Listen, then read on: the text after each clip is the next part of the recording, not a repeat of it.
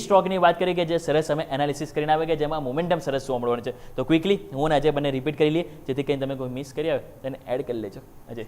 જે બિલકુલ રીકેમાં જોઈએ તો શરૂઆત જે બેન્કિંગ સ્ટોક હતી, AU bank, bank of India બંનેના પરિણામ જો ઇવન પોઝિટિવ સાઇડ જોવા મળે. બંને સ્ટોક છે ગ્રીન લાઇન ચાલશું. Doctor Lal Path lab number even જો ક્વાર્ટર અહીંયા બી પોઝિટિવ થતા છે. ક્રેડિટ એક્સિસ ગ્રામીણ બમ્પર્સ જો નંબર જોવા મળે, નફો ઓલમોસ્ટ 5 થી 6 ગણા વધ્યો છે. સારા નંબર છે ઇન ગ્રીન લાઇન ચાલશું. ઝેન્ટેક અને જિંદાલ સ્ટીલ અહીંયા જો તો નંબર્સ ઉપર બી વીકનેસ જોવા મળતી અને ચાર્ટ સ્પેસિફિક બી જો તો થોડા અહીંયાથી ઘટાડો આપી રહ્યા છે.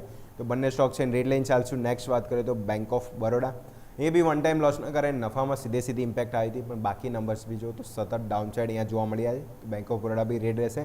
ટાટા કન્ઝ્યુમર અહીંયા બી જો નિફ્ટીની કંપની અહીંયા બી ફોકસ રહેશે. અહીંયા નંબર ઇવન પોઝિટિવ છે. બીજા બિઝનેસમાં બી volume growth even positive side જોવા મળ્યો તો ઇન ગ્રીન લાઇન ચાલશું. એટલે લાસ્ટ બંને ટેકનિકલમાં જોઈએ તો લોઇડ્સ મેટલ અને પેટીએમ. લોઇડ્સ મેટલમાં બીજો ઓલ ટાઈમ હાઈની નજીક ટ્રેડ કર્યો છે. સારા બેસી સપોર્ટ છે. પેટીએમમાં બીજો 1200નો સારો બેઝ અને ત્યાંથી જ સપોર્ટ લાઈન બાઉન્સ બેક જોવા મળ્યું. તો આ બી બંને સ્ટોક છે ઇન ગ્રીન રહેશે. તો આજે 3 સ્ટોક છે રેડ લાઇન 40, બાકી 7 સ્ટોક છે ઇન ગ્રીન રહેશે.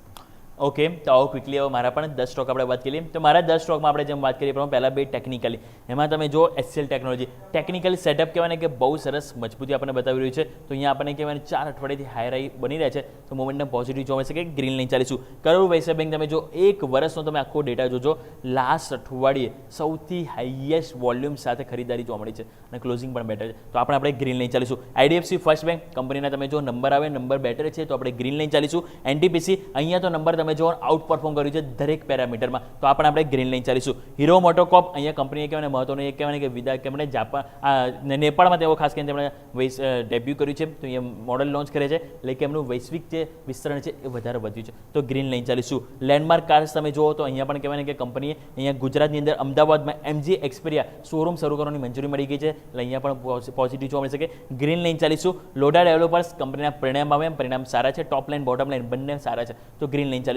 લાસ્ટ આપણે વાત કરી ટેકનિકલી, એમાં તમે જો મનપ્પુરમ ફાઇનાન્સ મહત્વનું રેઝિસ્ટન્સનું અહીંયા જે ટ્રેન્ડ લાઇન હતી એનું બ્રેકઆઉટ છે. તો અહીંયા પણ મોમેન્ટમ પોઝિટિવ જોવા મળી શકે. લાસ્ટ બી આપણે વાત કરી આરઆર કાબેલ, તમે જો શેરમાં જે છેલ્લા 2 અઠવાડિયાથી જે સરસ બુલિશ રિવર્સલ જે ફોર્મેશન બન્યું છે તેજી બતાવે છે. તો આપણે ગ્રીન લાઇન ચાલીશું. અને યુનાઇટેડ સ્પિરિટ્સ અહીંયા પણ તમે જો શેરમાં ડબલ બોટમ બનાવીને લાસ્ટ અઠવાડિયે એક મોમેન્ટમ સરસ હતું, કોન્ફિડન્સ હતો. તો આપણે આ પણ ગ્રીન લાઇન ચાલીશું. તો મારા જે 10 સ્ટોક છે હું આજે લીલા નિશાન સાથે જ લઈને ચાલવા માંગીશ. તો દર્શક મિત્રો, ટોટલ અમે બેસ્ટ ટુ બેસ્ટ 20 સ્ટોક્સની વોચ લિસ્ટ કીધી કે જેમાં જે સરસ મોમેન્ટમ પોસિબલ છે. તો અહીંયા તમે ધ્યાન રાખો.